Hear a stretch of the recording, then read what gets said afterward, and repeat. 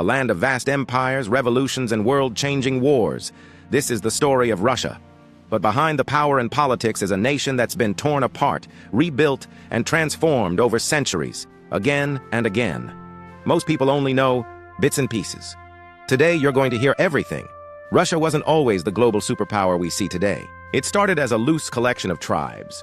Then came the Mongols, the rise of ruthless Tsars, revolutions that shook the world, and a Cold War that almost ended it. But how did it all unfold? How did Russia become what it is today? Let's break down the entire history of Russia, from medieval battles to modern politics, in one wild journey. Most people have a totally fragmented idea of Russia's history. Maybe they've heard of Ivan the Terrible, perhaps they know something about Stalin, maybe they've seen headlines about Putin, but trying to understand Russia's full story, it feels overwhelming. The timelines are confusing, the names sound similar, and every empire seems to fall just as fast as it rises. But here's the thing. Once you understand the key turning points, it all makes sense.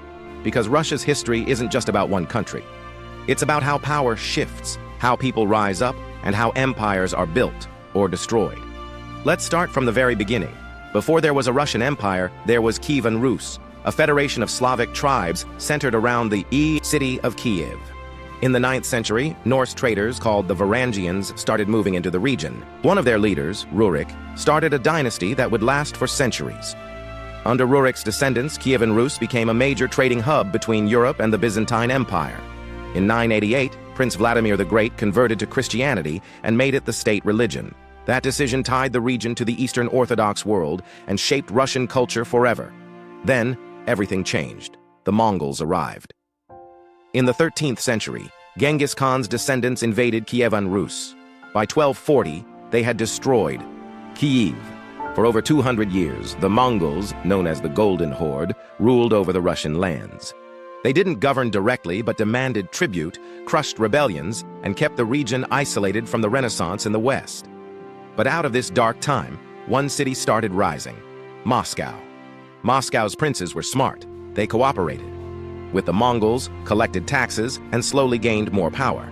Then Ivan III, Ivan the Great, came along. In 1480, he refused to pay tribute and declared independence. That's seen as the start of modern Russia. Moscow became the center of power, and Ivan began using the title Tsar. Then came Ivan IV, better known as Ivan the Terrible, Ivan. IV was the first official Tsar of all Russia. At first, he ruled wisely. He reformed the army, modernized the government, and expanded the empire. But after his wife died, something inside him broke. He became paranoid, violent, and ruthless. He created a secret police force that tortured and executed thousands. He killed his own son in a fit of rage. His reign left Russia more powerful, but deeply traumatized. After his death, chaos followed. With no clear heir, Russia plunged into a dark period called the Time of Troubles. There were famines, invasions, and civil war. Eventually, in 1613, the Romanov family came to power and would rule Russia for the next 300 years. The Romanovs restored order, and then came Peter the Great, the man who modernized Russia in the 1600s. Peter didn't just want to expand Russia. He wanted it to catch up with Western Europe. He traveled the continent, studied shipbuilding and science, and came back ready to change everything. He built a navy, created a modern army, and even forced nobles to shave their beards and wear European-style clothes. He built a new capital from scratch, St. Petersburg, and called it Russia's window to the West.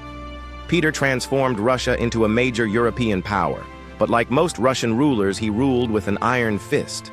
After him came another powerhouse, Catherine the Great. Catherine wasn't even Russian. She was German, but she became one of the empire's greatest rulers. She expanded the borders, reformed government systems, and brought in Enlightenment ideas. But she also crushed rebellions and kept millions of peasants locked in poverty. By the 1800s, Russia was massive, stretching across Europe and Asia.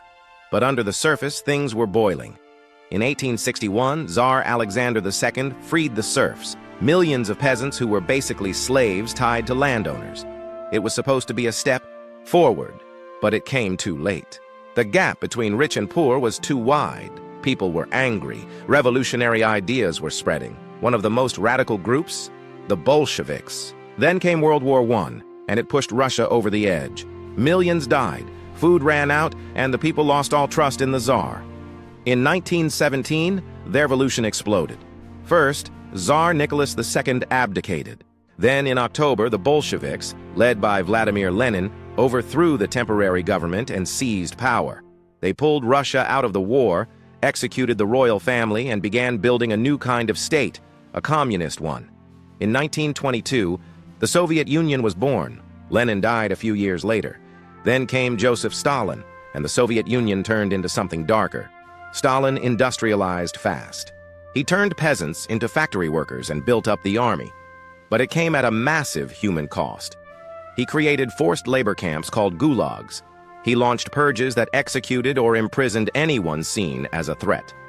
Some say 20 million people died under his rule. Then came World War II. In 1941, Hitler invaded the Soviet Union. At first, the Nazis pushed deep into Russian territory, but the Soviets fought back, hard. The Battle of Stalingrad was brutal, but it turned the tide of the war. By 1945, the Red Army had taken Berlin. The USSR had lost over 20 million people, more than any other country, but came out as a world superpower. And just like that, a new battle began. The Cold War. The US and the USSR never fought directly, but they fought everywhere else, in Korea, Vietnam, Cuba, and Afghanistan. It was a war of spies, propaganda, and nuclear threats. The world lived in fear of total destruction. But the Soviet economy was collapsing. The people were tired. The system couldn't keep up. In 1991, the Soviet Union officially ended. Russia was suddenly a new country, again. What followed was chaos. The economy crashed. Oligarchs got rich while regular people suffered. Crime soared. Democracy was messy. Then came Vladimir Putin. Putin took power in 2000. He promised strength, order, and stability, and for many Russians, he delivered. The economy grew, the country stabilized, but freedom of speech, human rights, those took a back seat. Putin rewrote the rules to stay in power. He cracked down on critics, he invaded neighbors, and he made sure Russia stayed on the global stage, sometimes through fear, sometimes through force. So what is Russia?